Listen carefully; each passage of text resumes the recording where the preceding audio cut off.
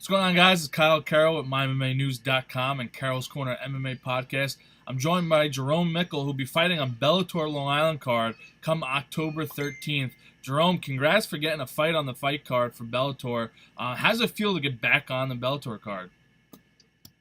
It feels like a light at the end of the tunnel sometimes, because as a fighter, there's ups and downs in the career, a lot of hardships, a lot of different things you endure, not just physically in a fight. So to get back in not good graces with Bellator, but another chance at being in there and doing what I came to do, second time around, it'll feel more accomplished, The Garden was like a pinnacle, but to do it 2 times in a row now seems like we're hitting the required stepping stones despite all the adversity right now in my career. So it's a good thing for me right now, and I'm happy. I'm excited. I'm definitely ready. You guys already know me. Like I take fights like nobody else. I'm like the most active 155 or so. Most definitely. I'm definitely excited and ready to go. And last time you were at the Garden, you're speaking of that, was at 180 for Bellator. Fedor was on that card as well. You might be the only New Yorker who's fighting twice on a Fedor card, and you put on a great performance. It was a great fight between you and Jakina. What have you learned in the last couple of fights? I know you're talking about going through adversity, but what have you learned the most about yourself and as a fighter heading into this bout? I know my strengths and weaknesses in the sense of I know what they won't endure versus me. Like I said, it's not me boasting and being braggadocious. It's me just stating facts. Like, they're not going on 4 a.m. runs despite getting out of work 2 a.m. from bartending and being on your legs 8 hours. Like, I'm doing it, and everybody knows I hit hard, and so they find a way to try to neutralize that and avoid it to the most capabilities. And all I do is work on perfecting it. So this time around, let's just say we worked on the opposite, and that way. It's going to be, no matter what you can do, no matter where you think you can run, there's no hiding. Like, you're going to have to, whether it be stand and bang, or the rest going to have to jump in and save your ass. So it's like, I've been working. I've been very busy at diversifying my portfolio, if you will. It's going to be like stocks and bonds, a lot of ups and downs. But trust me, if I get taken down, I'm getting right back up, and we're going to bang. And usually that's where they don't want to be, So I'm looking forward to seeing the growth. Also, I've been rekindling a lot of my old habits as far as, like, when I started, most people don't even know I started with a judo background. So it's like I've been going back to that and linking up with a lot of old friends to bring that back out of me. And cross-training with a few people, obviously, me and Giacchino became friends after the Bellator fight, and he's been helping me with my BJJ. But I've been going as far as extending that olive branch to different gyms, like guys I've competed against in Ring of Combat and going to their gyms to cross-train MMA sparring with them, and guys as far as that I met coming up through the underground circuit, the UCL division, Marvin Roca, who's like a black belt under the Renzo Gracie. He's a professor under Renzo Gracie's, affiliates, etc. So it's like, I've been extending my knowledge as far as sprawl and bang, because it doesn't matter. Like, I want it to be all up to me, as usual. Every fight, I don't care how it goes, it's always up to me. Like, at the end of the day, I'm my worst critic. Like, I put it on myself where I'm like, I didn't hit the execution button, that's my fault. Too much of a herd clinic and not enough killing. Or I didn't push the pace enough. And despite me saying that, I'll get not reverse criticism, but like pats on the back, like, you don't understand. Like, my output is high than most people. Like, I come out the gates, not just swinging, but I'm throwing a lot of combinations. So for me to have the gas tank means that I do a lot of cardio. I've been training with a lot of people helping me build that and work on different things. So I'm just excited to see the growth, and see the fruits of my labor, because I don't come to disappoint this time around. Like every other fight, I wouldn't give a shit if I had 0-18. This will have to be one. This has to be the one, So this is my shot in the dark. Everybody else is 25, 26 doing this, and I'm, I just hit 30 this year, and it's like, some people say, oh, you're at your prime. Now when you've been doing it for 8 years, after a while, you start looking at it like, this either has to go this way or that way. So I'm looking for similarities in that elated feeling, such as Aldo. Everybody's seen how Aldo looked after his win, because you know what it's like to come from winning and then going into a slippery slope, it sucks. Baseball, y'all guys call it a funk. Football, call them bums. Basketball, you call them the Knicks. But when it comes to like losing and fighting, it's a single sport. You can't point at a coach, you can't point at a teammate. So most of the blame rests solely on you. Even if you did everything in your power, the critics, the crowd, everybody says it's your fault, or they feel it's your fault. They say, oh, you're not good enough, something. So I'm looking to upset all of Long Island, because I'm not a Long Islander. So, they're going to be rooting for the Moontown boy. And that was going to bring me to my next question was, who is your opponent? Because I have not seen anything on... Disclosing that. I just read my contract. You're going to get me. Okay, so that can't be disclosed yet. It will be disclosed as soon as they give me the clearance, too. Gotcha. All right, awesome. Because I'm excited to find out. I to be honest, I think I have an idea. I'm not going to say any names to put you on the spot, but I think I have an idea of who. But you're a guy who's also understood the business aspect of the sport. You've always been a guy who does promoting and just does stuff on the business end of things to get your name out there. I know yesterday you were doing a lot of promotion. Tell us a little bit about what you were doing yesterday. When you guys saw the live feed, that's me recently not trying to push off the responsibility of managing, because like everybody knows me, I'm like 8 years in the game, going on 9, and I've been doing mostly predominantly management.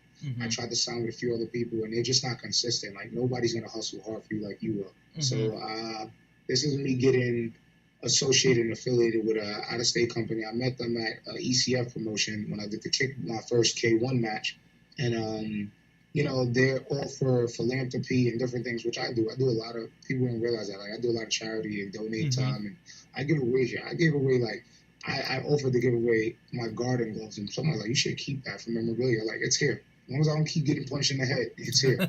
It doesn't mean anything to me. It's just another token award. I've seen 20-something fights with no scar tissue, no broken nothing, and I've been fortunate enough not to get knocked out and concussed like I've done to a lot of my opponents. So it's like, it's a matter of, I have appreciation for it, but I don't value material things. I value the memories, like the moment of me taking a private car to the garden for Bellator in a brand new suit and feeling good, and family members actually coming out for the first time to support it because they're uncomfortable with seeing me do combatants, so it's like, those are the memories more so, as opposed to like the trophies and the belts I had in the amateurs. That shit, it all turns into dust after you're not consistent. If you're not constantly winning championship trophies, it does not mean anything, in the sense of winning.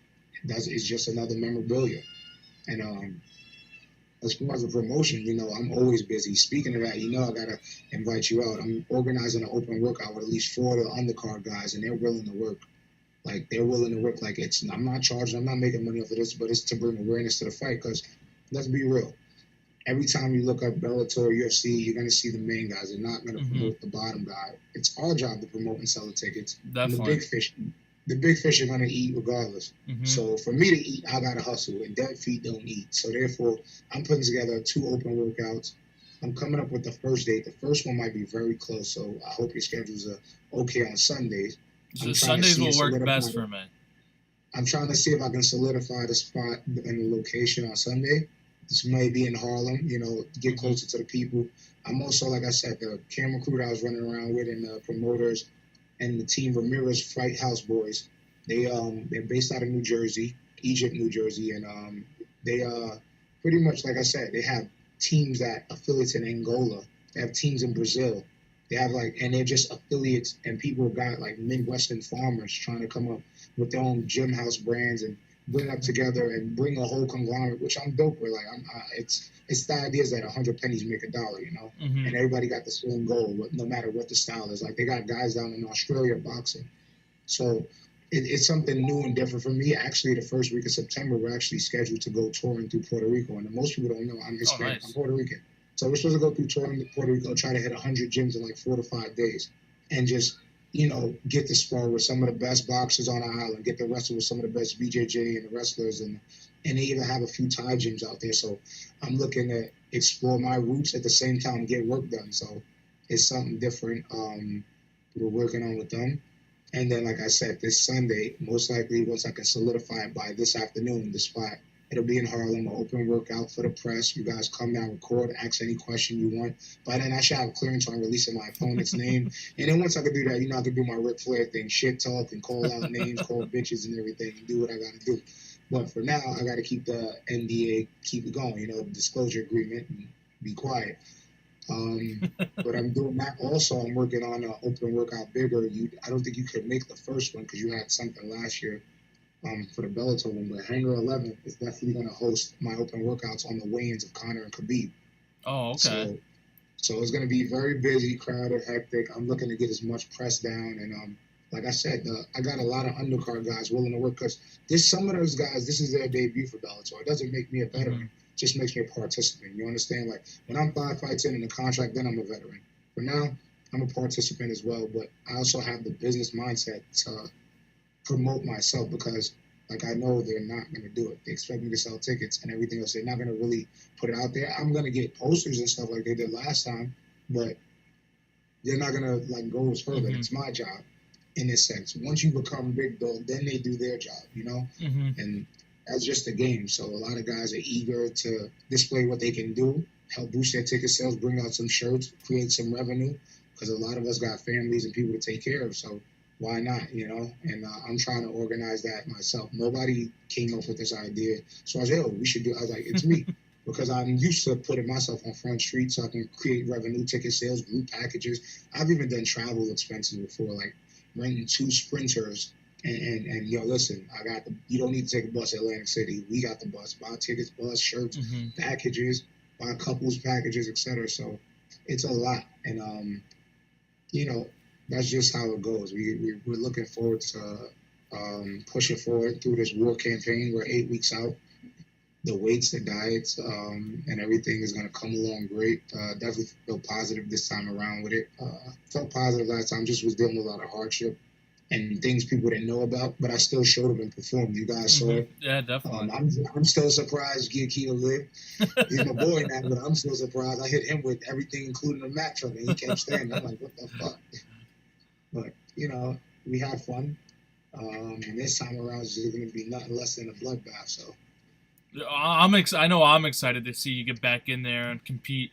And like you're saying, you are definitely a pioneer when it comes to getting your name out there among I guess you could say younger fighters, because a lot of these guys don't do the marketing aspect. I know the one time on the radio you brought a fellow teammate in and were teaching him kind of the ropes and everything about marketing yourself. He's going to be making his Lions fight debut soon. Awesome. So he has like 12 something fights. I keep trying to explain to him about longevity in the game. I'm like, it's fighting. One broken hand, you never heal up the same way. One crushed eye socket, it's never the same. So get your amateur experience in and get done with it, because you might as well get paid for the blood you're going to spread, Well, most definitely. Well, after your fighting career is over, because eventually everyone's career ends down the road, do you plan on trying to be like a manager, that type, like an agent? Is that the road you want to take? I want to weave a crazy spider web based off of what I started from. So the center of the web will obviously be the fighting, but like as far as everything, a lot of people don't know this right now. Like, I privately train clients. A lot of them are females, some for self-defense purposes, and not like okay, I'm teaching you how to joint lock manipulation. I'm teaching you how to use your elbows and knees, because against a guy with denser bones, using your fists is unrealistic. Yeah. Teaching you how to use certain things. And I also do meal preps, in-house meal prep, because I came from culinary background. Okay. So I do in-house diet and meal preps for people that's trying to lose the weight, teaching the nutrition part.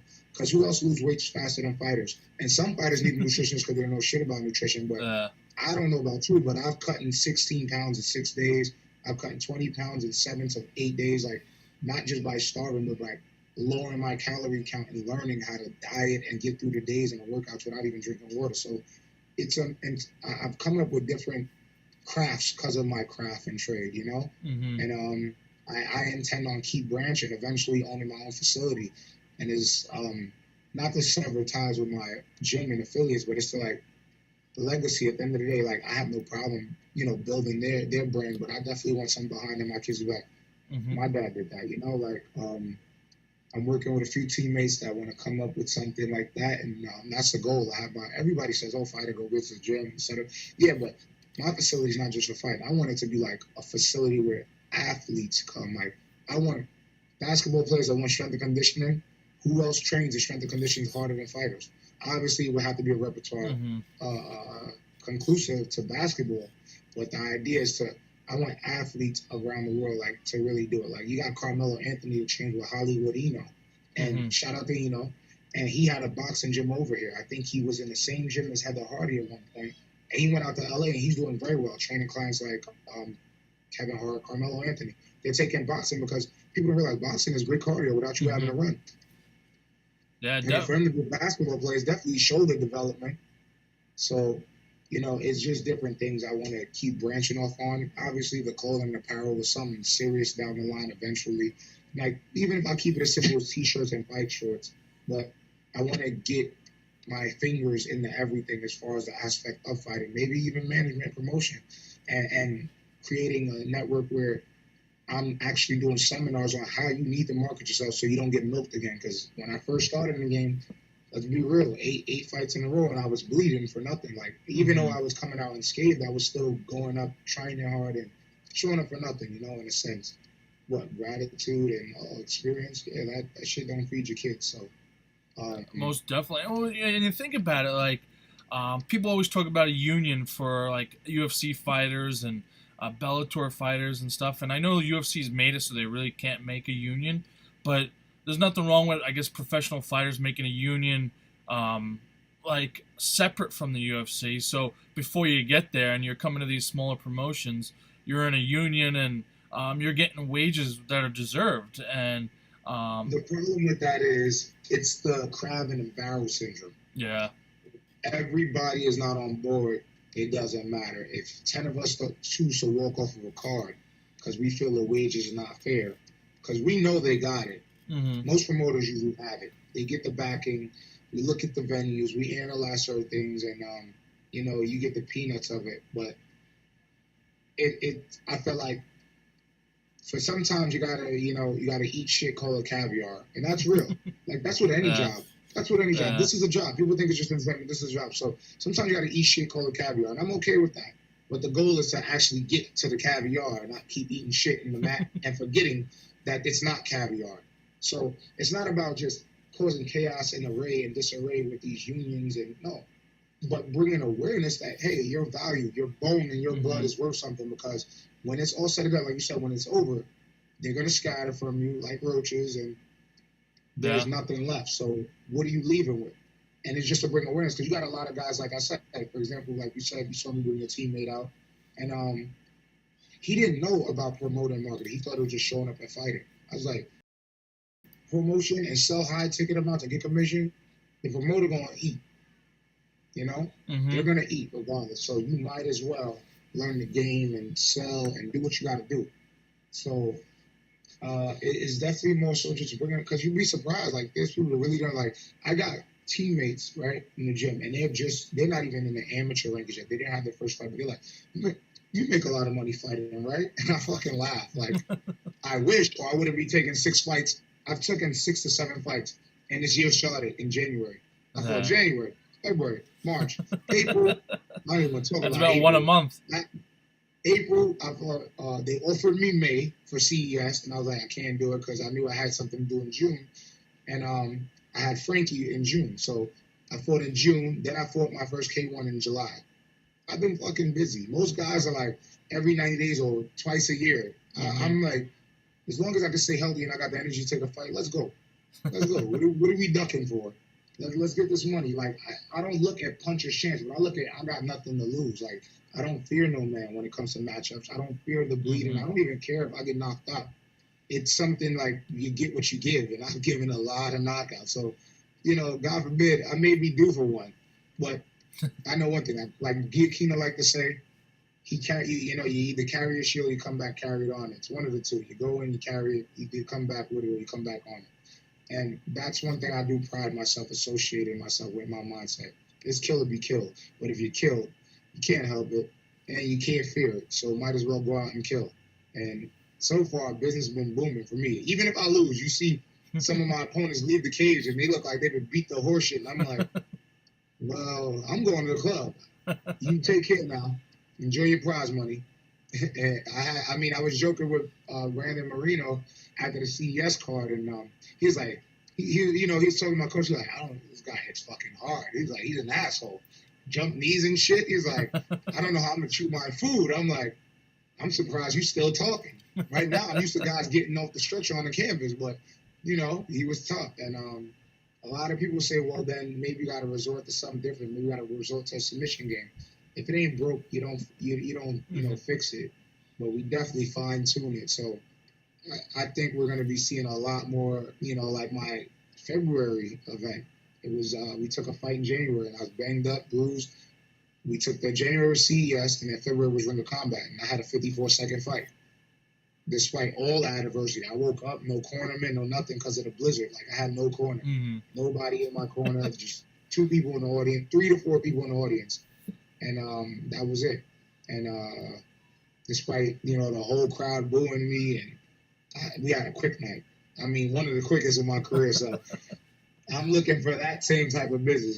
Business needs to be booming again, where they fear and they duck me because most people don't know in the amateurs, if you look on Tapology, there's a lot of canceled fights with my name on it. And it's not me. No, that's well, obviously, it's clear that you're taking fights. There's no doubt about that. And I was actually talking about this with someone in another interview.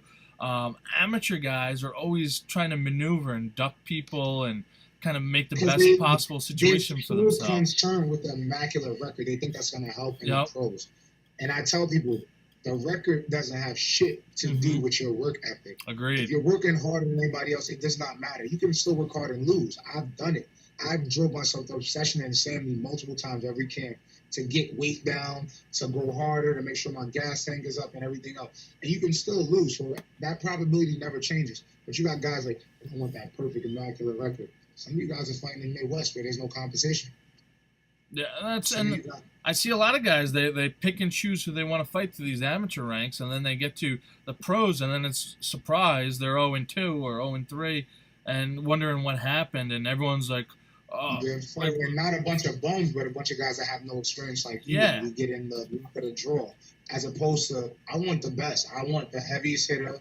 I want the hardest and the baddest motherfucker. So when we both leave this cage, and he's laying down, face down, back up, or whatever, which way, it does not matter. It's like, well, we answered that question because anybody's seen most of my fights. It's rare I go to the judges. I really don't like going to the judges because I've been screwed in multiple fights. I don't care what anybody says. Like, wrestling is effective, but if you're not using it, you're not ground and pounding the shit out of a guy, I feel like it's just as much as a tie clinch with no strikes. So it's just part of that game where we're irritated with it. And it's not to dwell on things, but like I said, in February, CES, when we did in CES, matter of fact, and we was banging, and I threw way more strikes than him, landed more. Like, I think my output in the first round was like 70 or 48, and I landed like 29, 30. So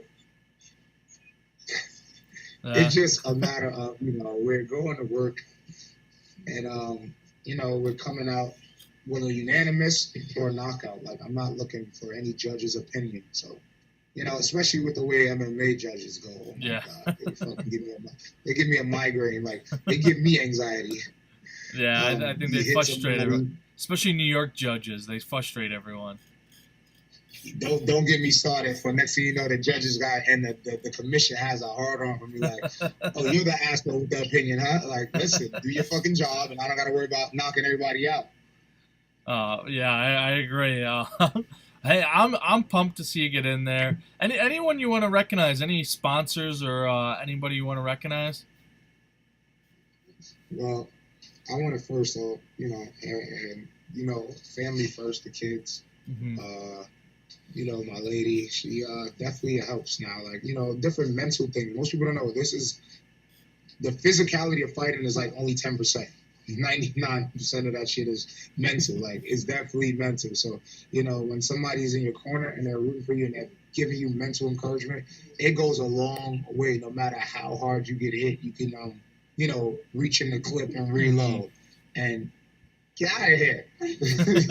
So you can reload and focus up on what you got to focus on, what you came to get done. Striker 101 for getting me to fight. He said it, like, there's been ups and downs in my camp sometimes with because we don't see eye to eye, creative differences always. You know, that's just me being me, you know, and me used to being Santa, the reindeer, and the elf. I'm used to holding the reins and having control. I'm not used to letting other people take over. Because last time I did that, you know, I got milked. So, you know, he said, I promise you I'm going to get you on Bellator again. It's up to you to do what you got to do and me to commit as a coach. So, shout out to Striker 101. My boy Diego, you know him, Dutch. He always pushes me and when I'm feeling lazy or tired sometimes because that robot and machine mentality goes as you get older. But, you know, they push me and they're on my ass and they make sure shit gets done. Who else? Hustler Barbershop, which is in Queens. You guys need to check it out, the Hustler Barbershop. Yeah, I take you, Kyle. They're going to clean that beard up nice. I'm telling you, they work everything, straight razors and scissors. You might want to come out to Queens and get lined up real nice. Have the ladies call you Poppy Shampoo. I'll have to join you one time. You have to join me, hot towel shave and all of that. You know, you see I keep the beard. But they definitely clean me up nice. And then, you know, people that are interested, the Ramirez Fight House boys who picked up and picked me up, you know, despite outcomes of the K1 fight, they're like, let's talk business. And different people that have come, still solidifying some sponsors along the way for this new fight and this new campaign.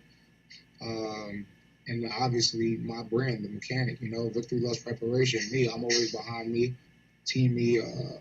Other than that, you know, let's go to work and have fun. And like it's October, so it's 13th. Backwards will be 31st, so there will be blood.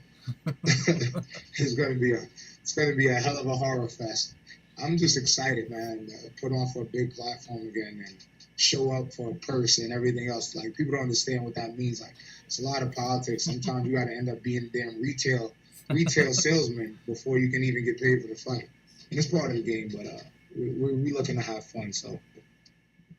Well, how can people get a hold of you for tickets, social media? How can they get a hold of you for that stuff? Contact me via Facebook, Jerome the Mechanic Mickle.